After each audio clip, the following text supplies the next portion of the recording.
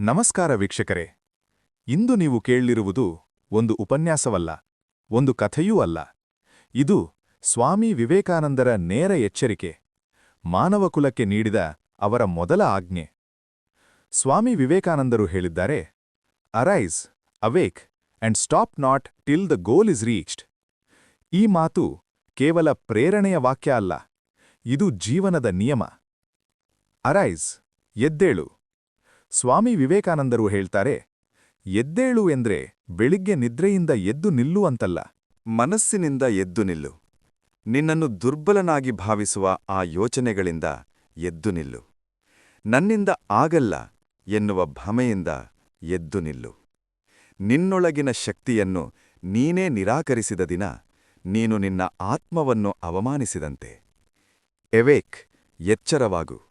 ಸ್ವಾಮಿ ವಿವೇಕಾನಂದರು ಹೇಳುತ್ತಾರೆ, ಎಚ್ಚರವಾಗು ಎಂದರೆ ಜಗತ್ತನ್ನು ನೋಡು ಅಂತಲ್ಲ, ನಿನ್ನನ್ನೇ ನೋಡು. ನಿನ್ನೊಳಗೆ ಏನು ಇದೆ ಎಂಬುದನ್ನು ಅರಿತುಕೋ.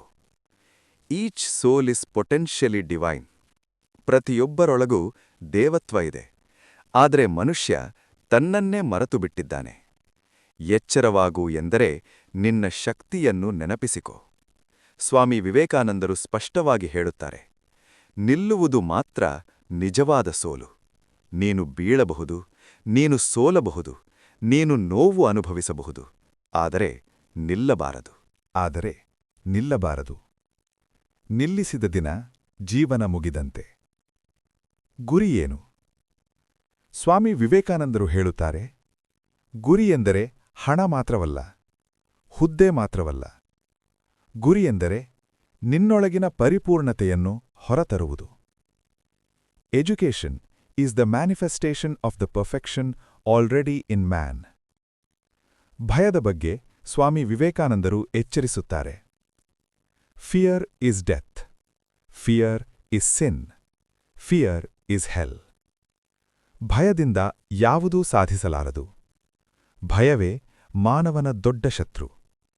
ಧೈರ್ಯವಾಗಿರು, ಶಕ್ತಿಶಾಲಿಯಾಗಿರು. ಯುವಕರಿಗೆ ನೇರ ಮಾತು. ಸ್ವಾಮಿ ವಿವೇಕಾನಂದರು ಹೇಳುತ್ತಾರೆ, my faith is in the younger generation. ನಾನು ಯುವಕರ ಮೇಲೆ ನಂಬಿಕೆ ಇಟ್ಟಿದ್ದೇನೆ. ಯುವಕರು ದುರ್ಬಲರಾದರೆ ದೇಶ ದುರ್ಬಲ. ಯುವಕರು ಶಕ್ತಿಶಾಲಿಯಾದರೆ ಭಾರತ ಎದ್ದು ನಿಲ್ಲುತ್ತದೆ.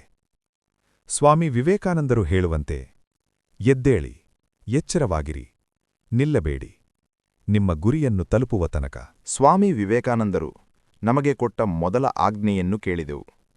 ಎದ್ದೇಳಿ, ಎಚ್ಚರವಾಗಿರಿ. ಇಂದು ಅವರು ಹೇಳಿದ್ದು ಅತ್ಯಂತ ಕಠಿಣ, ಅತ್ಯಂತ ನೇರವಾದ ಮಾತು. ದುರ್ಬಲತೆ ಪಾಪ. ಸ್ವಾಮಿ ವಿವೇಕಾನಂದರು ಸ್ಪಷ್ಟವಾಗಿ ಹೇಳಿದ್ದಾರೆ, ವೀಕ್ನೆಸ್ ಇಸ್ ಸಿನ್. ಈ ಮಾತು ಮೃದುವಲ್ಲ, ಆದರೆ ಇದು ಸತ್ಯ.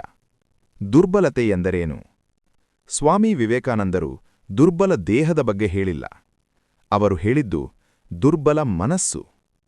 ಭಯಪಡುವ ಮನಸ್ಸು, ಸಂಶಯಪಡುವ ಮನಸ್ಸು, ತನ್ನನ್ನೇ ಕಡಿಮೆ ಎಂದುಕೊಳ್ಳುವ ಮನಸ್ಸು.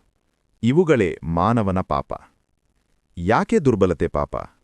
ಸ್ವಾಮಿ ವಿವೇಕಾನಂದರು ಹೇಳುತ್ತಾರೆ, ನೀನು ದುರ್ಬಲನಾಗಿ ನಿನ್ನನ್ನು ನೋಡಿದಾಗ ನೀನು ನಿನ್ನ ಆತ್ಮವನ್ನು ಅವಮಾನಿಸುತ್ತಿರುವೆ. ಏಕೆಂದರೆ each soul is potentially divine. ಪ್ರತಿಯೊಬ್ಬರೊಳಗೂ ದೇವತ್ವ ಇದೆ. ದೇವತ್ವ ಇರುವವನು ದುರ್ಬಲನಾಗಿರಲು ಸಾಧ್ಯವೇ?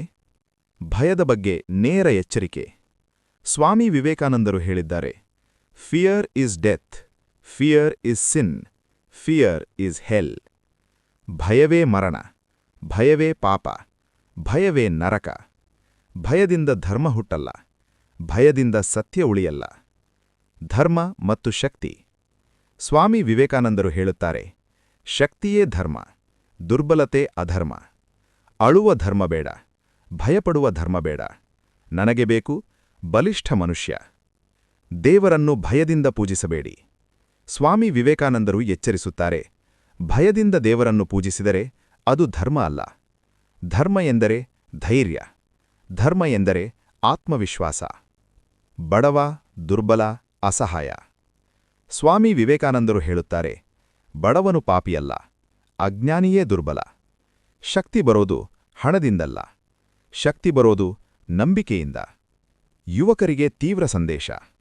ಸ್ವಾಮಿ ವಿವೇಕಾನಂದರು ಯುವಕರಿಗೆ ನೇರವಾಗಿ ಹೇಳಿದ್ದಾರೆ, ನನ್ನ ದೇಶವನ್ನು ದುರ್ಬಲ ಯುವಕರು ಉಳಿಸಲಾರರು. ನನಗೆ ಬೇಕು ಬಲಿಷ್ಠ ಕೈಗಳು, ಧೈರ್ಯವಾದ ಹೃದಯ, ಭಯರಹಿತ ಮನಸ್ಸು. ದುರ್ಬಲನಾಗಬೇಡ, ಭಯಪಡಬೇಡ, ನಿನ್ನನ್ನು ನೀನೇ ಕಡಿಮೆ ಮಾಡಿಕೊಳ್ಳಬೇಡ.